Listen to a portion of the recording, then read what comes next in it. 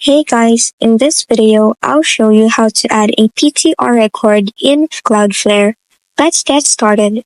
First, log into your Cloudflare dashboard. In the upper right part, click on Go to Option. Under Domains, select the domain where you want to add the PTR record.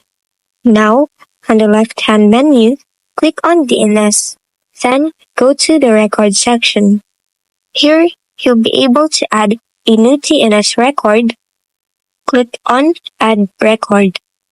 For the record type, choose PTR from the drop-down menu. Next, enter the name and the domain that you want the PTR record to point to. Set your preferred TTL or leave it as the default. Once everything looks good, click Save. And that's it. You've successfully added a PTR record in Cloudflare. If this helped you, don't forget to like, subscribe, and hit the bell icon for more tutorials.